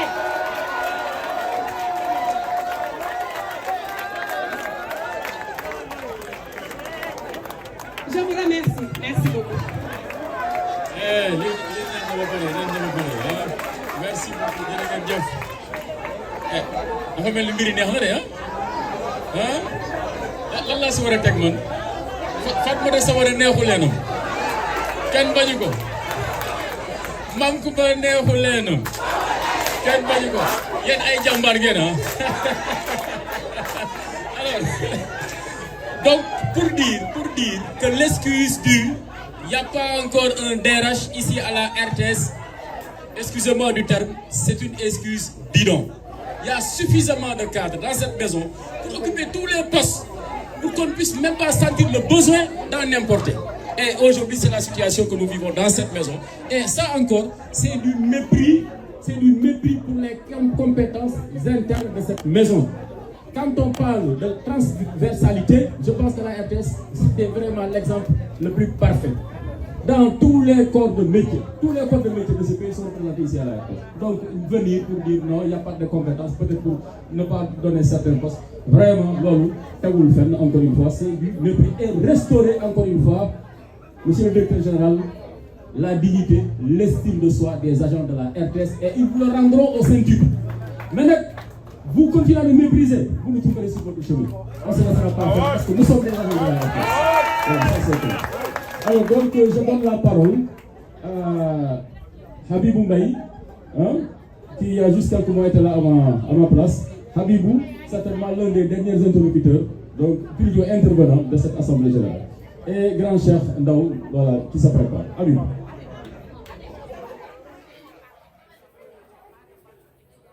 asalaamaaleykum wa rahmatullah man naru ma woon wax de naru ma woon jël parole wax mais comme Moustapha Cissé waxut man dana wax massaw leen jël massaw ci prison bi ngeen nekk jël massaw ci prison bu ñu nekk parce que la RTS est une prison à ciel ouvert li ma jiite mooy lii ngeen gis ñu bari garder leen gisatuñ leen ci biti ñu ci biti gisatuñ leen teguwul fenn te nag naa leen xamal benn mbir Mame Moussa Niang wax na ko sànq maa ngi sant di gërëm Youssou Kaba di ko féliciter ak mbooleem ñi nga xamante ñoo nekk ci présidium bi jàmbaare lool mais keroog ki yor kër gi tey bi muy dugg si fii mbooloo mi nekk fii ëpp ñu ko gatal mbooloo mi nekk fii tey moo ëpp ñu ko gatalu fii je pèse bien mes mots gan ñi ñëwoon nag ñi ko teew ak ñëpp mais ñi fi teew tey jii ñoo ëpp ñu ñëwoon fii tey kan mu ñëw yaakaar wax naa ko ci bureau ñi samay seede lañ yaakaar am ci nit ñi ci salaire yi wax nañ ko si ko waxat yaakaar am ci ab directeur général boo xamante ne bii da ngay taxaw taxawaayu baay wala taxawaayu yaay boo dugg see ñëpp yaakaar la bëgg laa nuyu nga ñëw ni ah man de xaw ma kenn faalewu ma kenn xaw ma kenn agent yi ku ñu xamul xamuñu la ku ñu faalewul faalewul la kon nit ki bu ñëwee taxaw taxawaay boo xamante ni bii ubbiwul xolam ñun tamit ñu toog di ko xool ñu toog di ko xool li ñu fi wax ci partenaires sociaux nit ki bu la def partenaire nga def ko partenaire bu la deful partenaire nga bàyyi ko mbiram toog di ko xool am na ko wax sànq mu ni wàllu injustice maanaam tey jii nit ki nañu ñëw ci assemblée générale di teew mais directeur général deful dara rek waaye ka nga xamante ni bii mooy responsable moo xam directeur wala chef de département bay teg di nooteel li xali Fatou Bari mi wax sànq di def Adja Fatou di def loo xamante ni bii yow wóor na ne agent bi yow li mu koy teg c'est pour faire plaisir au DG kon lu ñu dal genre wax na ko sànq lu ñu dal rek ñun ñoo ko teg suñu bopp ñu ñoo jël yat bi jox ko mu ñuy dóor mbooloo mi nag yaakaar naa ça veut tout dire fu ñu bëgg a àgg mën nañ faa àgg ndax mbooloo maa ngi fi mobilisation bi mi ngi fi kattan gaa ngi fi jarul chercher de midi à 14h Youssou Kaba est un nouveau secrétaire général du syndicat ku ne xam na engagement am ba muy takk brassard rouge il était seul pendant des mois takk brassard rouge di taxaw di dajeeg DG bi mu koy gis mu koy xool il n'avait pas froid aux yeux loolu mu koy def ba tey jii looloo tax mu jël li mu jël doon ko kon nañu ànd ak moom ànd ak Mame Moussa Niang ànd ak Cheikh Ibrahim Ndiaye ñu ànd nekk benn bloc compact bu ñu bëggee lu ñu gañe ñu gañe ko ñaari wolof dafa wax ñaari mbir ku yokkul yaa wàññi ak uude nu mu la gisee la lay ëwle ku yokkul yaa wàññi boo ñëwee dindi avance tabaski maam wax na ko sànq bi état bi doon joxe nga fekk accord d'entreprise li Thierno Dramé sànq wax nga arrêté ko nga fekk mutuelle boo xamante ni bii tey dañoo doon ci bureau négocier ba mu dellu gannaaw loolu lépp nga dindi ko waaye loo fiy def ak loo ñu defee nga fekk bi tour boo xamante ni bii tey li jaadoon mooy nga bokk dossier bi dem ci président toog xëy primature xëy primature compte palais wax ba ñu wuppi tour bi mais mënoo ku mënul RTS danga koy xam mën koo manager waaye boo ko xamut doo ko manager lii moo ko dal du leneen c'est ça le problème télé dafay am neen nag Cheikh yaa koy wax jéem télé kàcc néew ca del ma ca ña la joxoon yëf yi ni leen kat lii ngeen ma jox mënuma koo yor daa diis ndax kat askan wi ñooy wax buñ la nee sawaay naka def waay naka seen kër ga nga ni ñun la waaw ku bees nga ni xamoon naa ko de xamoon nañ ko atuma ko lii c'est la réalité moom xam ngeen li may wax Sénégal yëpp moom la ñuy wax c'est parce que lii dafa diis léegi nag bu fekkoon nag bëgg naa liggéey te bëgg am résultat mu diis na da ngay ànd ak ñoo xam ne dañ lay teg ci yoon waaye yow faalewoo kenn tegoo kenn place am di terroriser nit ñi jaar na wax na ko kenn faalewuloo koo faalewul faalewul kon uude nu mu la gisee noonu la lay ëwale duñ fi nekk nag di wax moo jëm duñu ni kenn fëgg dënn mën nañoo xeex mënuñoo xeex gars yi ku leen gis jàmbaar yi ku leen gis jigéen ñi ngeen gis ak engagement bi am ci bureau syndical bi jigéen ñi ci nekk nga xam ne c'est des gens qui sont prêts à tout on est prêt à tout kon suñu accord d'entreprise xoolal AG bi moo na nekk benn point un seul point pouvait être à l'ordre du jour mooy c'est l'accord d'entreprise gars yi Youssou duñ la buux nag mais jàppal ni ce dossier le plus brûlant bi nga war a teg ci table ji mooy cet accord d'entreprise yaakaar na cee nekk agents yi dañoo yaakaar accord bii dañu ko yaakaar jël ko teg ci table ji xoolal téye ko fëgg buntu DG ni ko accord bi ma tax a ñëw signé ko ci ay fan mbaa ñu woo gars yi ñu mobiliser mu jeex accord bi doon ñu suñu accord d'entreprise négocié wuñ ko ñaanuñu ko suñu àq ak suñu yelleef la nañu ko delloo wasalaam. merci beaucoup Abibou grand chef Ndaw kon ñu ngi lay xaar ah Bamba ok non grand kaay fii yow dañuy soxla sa teewaay si digg mbooloo mi ok kon baax na kon non garaawul suñu kilifa la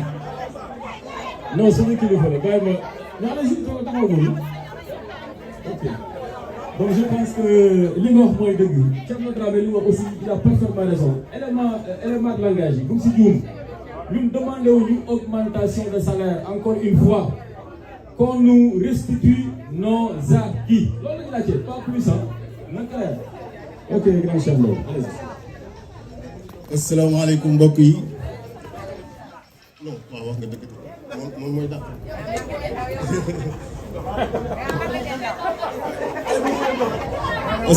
asalaamaaleykum maa ngi nuyu ñi fi teew ñëpp di sargal ñëpp li may wax xam naa du bari ñaari parti lay doon bi ci njëkk mooy ñi nga xam ne ñoo toog ci table ji ñaareel bi mooy ñi nga xam ne ñoo leen di déglu maa ngi gërëm ñi nga xam ne ñoo fexe ba lii am parce que man mii di wax ak yéen dox naa ci ba sonn pour mu am awma ci ndam kon ki ko amal maa ngi koy gërëm di ko sant xaw ma kan moo tax lii am mais maa ngi koy gërëm di ko sant ndax man la ko defal non yéen la su ko defee ñi nga xam ne ñoo jiite syndicat bi ñoom lay waxal première natt bi nga xam ne mooy kër gi moom la am ci ma gis-gis bu gàtt parce que fii ñi fi nekk ñëpp gan amu fi su fi gan amee it 5 ans lay doon mais ñun bëri def nañ fi 10 ans kon gan amu fi ñun ñëpp xamante ne ku nekk xam nga sa morom lam mën ak lam mënul lan mooy jikkoom ak lan mooy du jikkoom su ko defee yéen ñii nga xam ne yéen a nekk ci table ji li ngeen war a def mooy jouer franc jeu ak agent yi il faut ngeen jouer franc jeu ak agent yi su ngeen ko deful mobilisation buñ fi mën a def it du sotti parce que duñ xam fi ñu jëm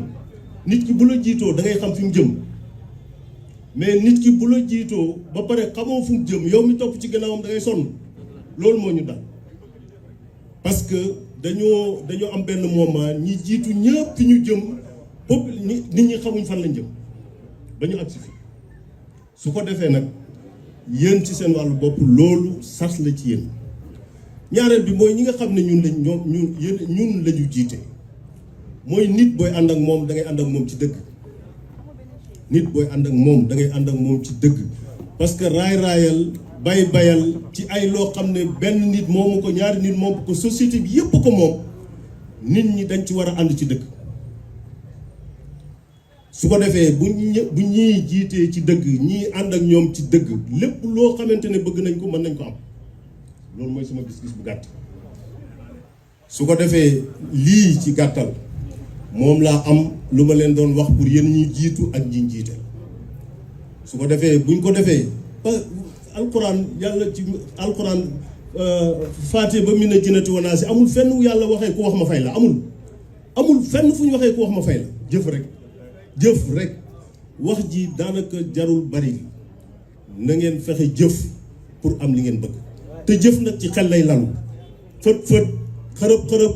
xuloo yuuxu du tax yow li nga bëgg nga am mënul nekk mais xel mooy ànd ak jëf. ñaareel bi mooy agent yi nga xamante ne aussi ñu ngi ci kër gi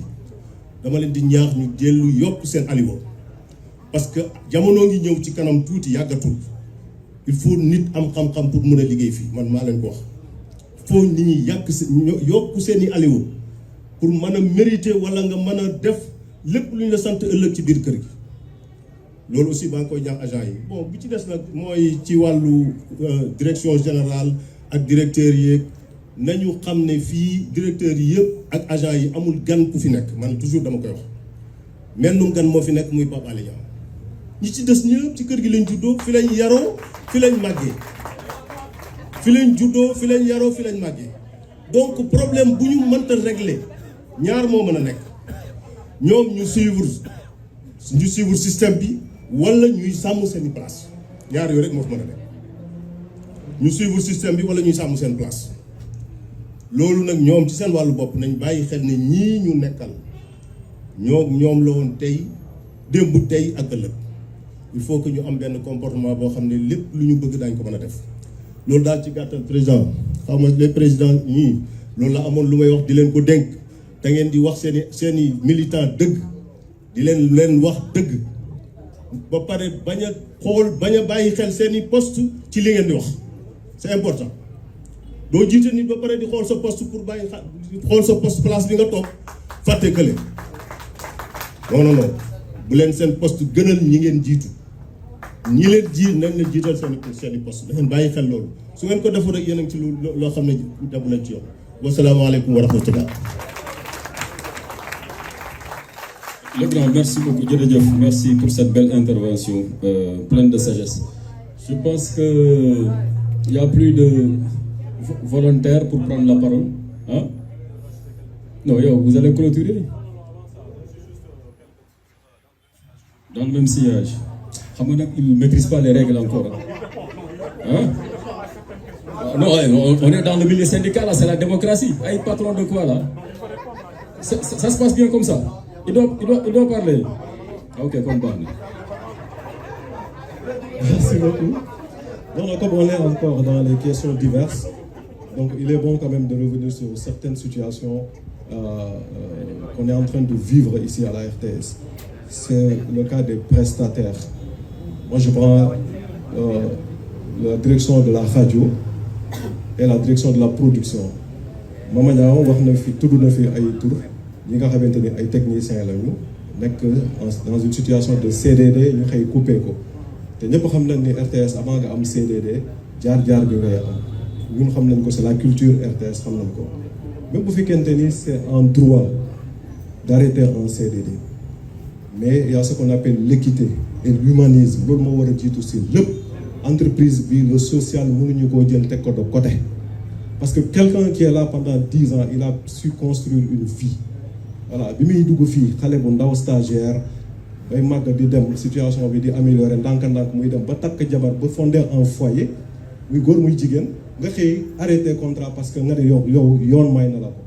yow amoo xol tu es en train de détruire des familles entières loolu lu mat a bàyyi xel la je pense que le directeur général dafa war a dellu ci décision yooyu nga xamante ni jël na ko prestataire à la radio il y a des gens des prestataires yoo xamante ni 7 jours sur 7 la ñu liggéey chaque année bu ko di Papis Diallo waxee bu fin d'année jotee rek ñu xëy arrêté leen au bout d'une semaine ñu rappelé waat leen pour leur reconduire encore la prestation 10 ans de prestation loolu fu mu am 10 ans de prestation c'est inhumain loolu il faut que vraiment ñi ko wër war nañ ci bàyyi xel xamal ni que ñoom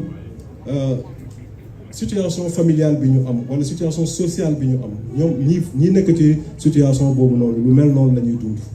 donc ñu bàyyi ci xel. Deuxième point bi mooy le social RTS ñun on a cette tradition ici bu fin d'année di jotee nii soxna Mbaye xam naa ne du ma bàyyi ma fenn voilà suñu doom yi ñu préparer fin d'année arbre de Noël wala en tout cas voilà ñu soxna normalement jamono jii nii dafa war a fekk yow nga boucler sa budget voilà loolu moo daan am boolee ci nag depuis décembre au plus tard le 15 décembre ñu fay la sa 13e mois ñëpp dund fin d'année bu neex social amatu fii rey na ko loolu yëpp amatu fii voilà donc loolu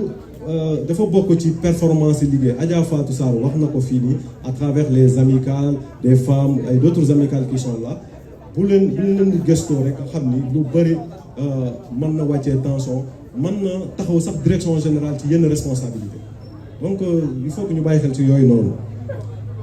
Troisième question mooy classe 1 damay wax classe 1 parce que ñu bëri classe 1 la ñuy wax mais en bon excusez-moi en bon français on dit classe 1 parce que le 1 correspond au numéro classe numéro 1 voilà donc une classe 1 loolu dafa war a jeex RTS ay père de famille ngay liggéey pendant toute ta carrière classe 1 nga dem ba retraité classe c'est de l'humiliation c'est quand même c'est une façon de dire merde à la dignité de ces gens-là c'est inhumain loolu war nañ ci taxaw man dama accord d'entreprise bi ñu koy renégocier je n'avais jamais été d'accord mais comme nag bokkuma woon ci comité de négociation bokkuma ci nu mu tuddati les délégués donc je pouvais pas intervenir amuma benn marge de manœuvre mais nag voilà mi ngi woon ci point yi la gestion des carrières parce que gis nga RTS li ñu gën a tardel mooy ku nekk di xool ndax dina la nommer chef d'unité wala dina la nommer chef de service wala chef de département loolu moo ñu tardel fii bu fi amoon plan de carrière bu clair Fatou Savané wax na ko nga commencé liggéey ci at A nga liggéey 1 an 2 ans war nga avancer ba à un niveau B loolu dafa war a leer ci bopp nit ñi te loolu su amee ñu tegee ko noonu je te jure cette histoire de chef d'unité de chef de service day jeex mais tant qu'on est encore dépendant de ça comme disait l'autre le pouvoir discrétionnaire du DG muy xool ku ko neex ak ku ko neexul di ko nommer chef d'unité chef de service division du jeex suñu biir te il faut que les gens am un peu de dignité nga xool yenn ni nga gëm sa bopp parce que liggéey rek mooy kii liggéey lañ leen woo ku nekk di nekk fi nga nekk nga liggéey normalement am benn plan de carrière bu lay permettre ngay avancer donc loolu vraiment c'est des manquements ci accords yi ñu am yëpp j'espère que accord bu bees bii ni xaw ma ñi koy négocier xam ndax dugal nañ ko ci mais bu fekkente ni c'est pas trop tard il faut qu'on pense à ça waaw il faut qu'on pense à ça le financement de cet accord là bi mu koy dindi argument bi mu avancé dafa ne amul couverture budgétaire loolu la avancé loolu la teg loxo négociateur yi léegi nag yow nga new c'est vrai en pleine année budgétaire nga ñëw amul couverture budgétaire mën nañ la waaw encore que loolu ça a été contesté parce que ñu am nañu naan am na mais on peut lui concéder ça bu fekkente ne ça amul mais ça ne peut pas être perpétuel yaa ngi may dégg et ça ne peut pas être forcément dépendant du financement de l'audiovisuel public nga xamante ni moom la ñu décret bi génn na mi ngi ci sur la table du président de la République ça ne peut ne pas être dépendant de ça si réellement l'administration de la RTS a une certaine ingéniosité ñun duñu ay économistes duñu ay financiers mais quand même yàlla def na dañuy toog ak spécialistes des finances publiques dañuy toog ay spécialistes de l'économie nga xamante ni tey am na ay démarches yoo xamante ni bu ko defee tey rek RTS war na mën a mobiliser des fonds qui peuvent couvrir cet accord d'entreprise du am benn jafe-jafe accord financement de l'audiovisuel public day ñëw rek gën laa renforcer gën laa jox yeneen capacité sax nga dépasser niveau bi nga nekk mais malheureusement il y a pas de volonté aujourd'hui RTS bu soldat lam dugg ci dëkk bi la signature de la RTS est crédible RTS bunt bu mu fëgg tey mu ubbil la ko loolu yàlla def na kenn mënu koo dindi donc foofu la tey am na benn volonté comme ni ma la ko waxee rek bu ko gëmee rek mobiliser ses troupes dans quelques semaines on boucle le financement de cet accord là te du am benn jafe-jafe te du dépendance ci financement de l'audiovisuel public bi nga xamante ni moom la ñuy xaar voilà parce que loolu ay redevance la Sénélec di reverser à la RTS dañ ko revoir à la hausse tout simplement loolu dong la voilà mais loolu kañ lañ koy appliquer ñun mënuñu toog di xaar loolu mënuñu toog di xaar loolu parce que la suspension de l'accord a fait énormément d'impact voilà fu mu nekk ni kër gi dafa chute libre la ñu def kër gi dafa dellu gannaaw à tout point de vue loolu ku ko waxul na xam ni vraiment peut-être que tu n'es pas agent de la RTS wala tu viens juste d'arriver mais ñun ñi nga xamante ni comme di Cheikh Ndaw ñi fi nekk yëpp ku nekk def nga au minimum 5 ans fii ñu nekk ci situation boobu nag ñëpp xam nañ ni kër gi dafa dellu gannaaw te loolu waruñu koo nangu Tout simplement parce que le directeur général, il est là enfermé dans son bureau, bëggul déglu kenn, bëggul collaborer ak kenn, lu ko neex lay def, moom mooy jóg dem di même les contrats commerciaux, il va tout seul, il ne se fait pas accompagner, lu ko neex lay def. Loolu c'est un manque total de respect vis-à-vis des travailleurs. Loolu voilà. Donc man jàpp naa ni vraiment nañu mobiliser waat, nañu taxaw parce que fii Sénégal la RTS bii nii mënoo ko seppi génnee ko ci li fi nekk ci administration centrale yeneen ñi lu ñuy doxee yépp xam nañ ko donc on ne réinvente pas la roue. La solution est là. su ko xamul mu toog concerter avec ses proches parce que fii RTS yàlla def na ay borom xam-xam ñi ngi fii dans tous les domaines mën nañ ko xelal mën nañ ko jàppale di surmonter ces difficultés que nous sommes en train de vivre man loolu laa gëm te je sais qu'on peut y arriver voilà donc vraiment je vais pas monopoliser la parole Alioune Badara je vais te retourner le micro merci beaucoup. Merci beaucoup SG. Je pense que tu as fait encore une belle synthèse de la situation de la maison. Si on prend l'exemple de ces deux services, le service d'accord, le service technique, il n'y avait que des prestataires. À l'heure actuelle, par exemple, le service d'accord où je prends le café Touba, toujours, tous les jours à mon arrivée ici à la RTS, il n'y a qu'un seul machiniste. Est-ce que vous savez ce que je dis? Ça dit ben machiniste quoi. Ben machiniste, moi il jël tirer indi bagage teggi dafa dem ba ndigli dafa xaw def ni hein? Non mais c'est incroyable. Hein? Voilà. Donc pour vous dire que vraiment liggéey bi kii na quoi. Alors Imam Ababacar Diop.